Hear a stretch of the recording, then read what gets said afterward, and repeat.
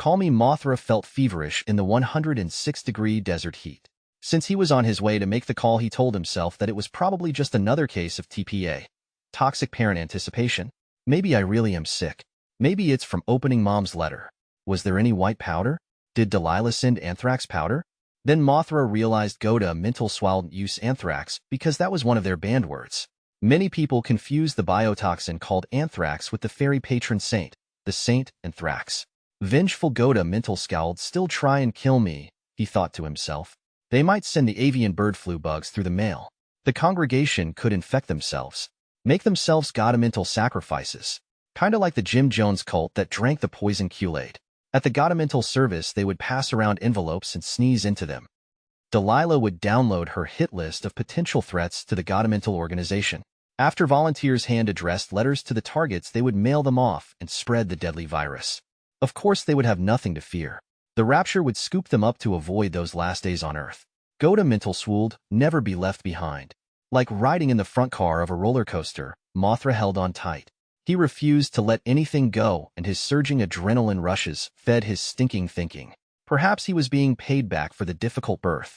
Delilah shared his birth story to celebrate his 21st birthday. Happy birthday, not? Oh, your birth, your birth, your birth was like death, his mom said. After all my excruciating pain caused by you pushing your way out, I realized that you would be around for the rest of your life. How's that for a birthday present? As Mothra began to imagine that his daydream would make a great TV miniseries, he pulled into the Walmart parking lot. There he snapped back to a harsher reality. To keep from swearing out loud, the only begotten child of Delilah bit his lip so hard that his lower lip stud flew out and rolled on the all-too-shiny floor. Delilah? Mothra heard a bunch of kids screaming in the background. Delilah? Hello. Mom. Hello. Yes, this is Delilah. Delilah took off her cross earring and set it on the wooden picnic table. Molly Sue, push those kids back over to the storytime circle. I can't hear who's on the phone. Mom. He swallowed hard. It's Mothra. Who? Mothra, your son. He corrected himself. I mean, this is Marcelo. Yes, Marcelo. Marcelo, be a good boy. Do me a favor and tell Mothra not to make any more calls to this number? Mom. Mothra regressed at the suggestion. It's me, Marcelo. What a surprise. How are you, Marcelo? Did you get my letter? Yes, I thought that. I'll be there on the 13th. A professional travel counselor from AAA gave me directions to your local Walmart. She insists that I lock the car windows. Delilah took a big drag of her Virginia Slim cigarette and waited to exhale. Lock the car door and always keep the windows rolled up, no matter how hot it is outside. Be sure to have lots of water and get a car with powerful air conditioning.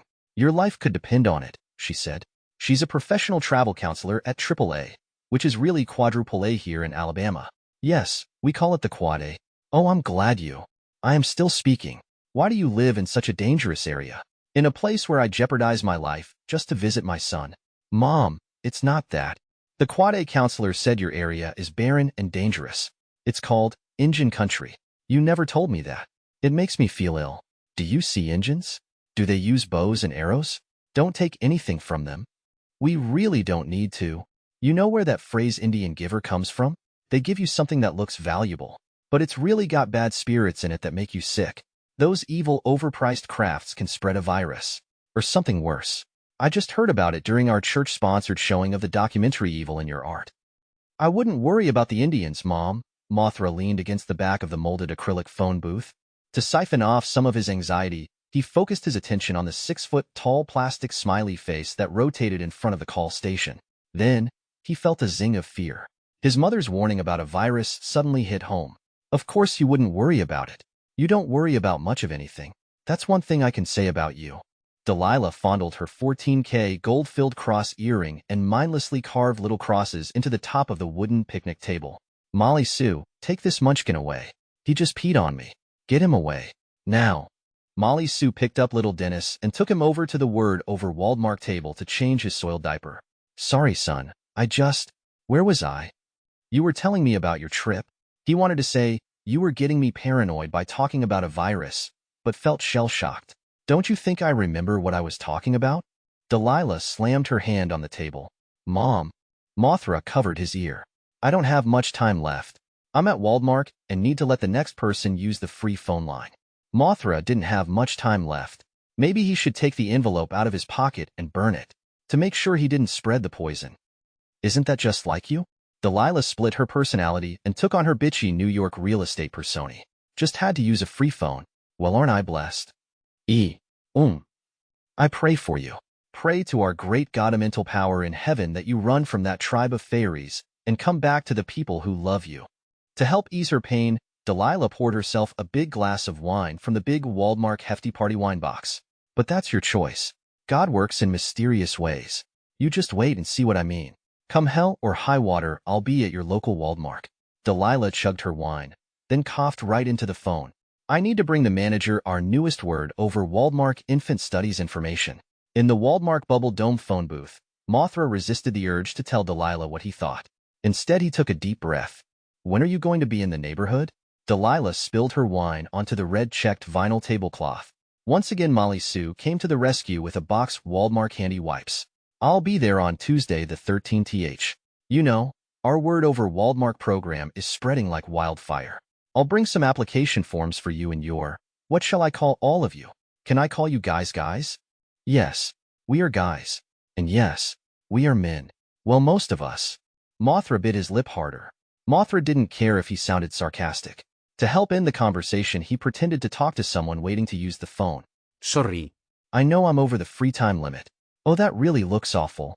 Mom, the next person in line for the phone has an infant sucking on her teat and needs to call her doctor.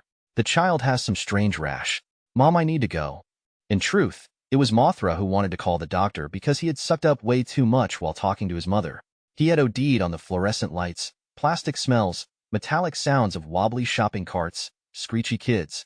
And the biggest toxin, Delilah. I'm going to let you go. Delilah blew a kiss over to Reverend Peter, who sat under the shady oak tree. Fueled by white sugar and soda, the little speed demons continued to run free. These were kids at a picnic, and they were not interested in another story time. Oh dear. I need to go. I'm at the God-mental picnic, and it's story time. Delilah waved to Reverend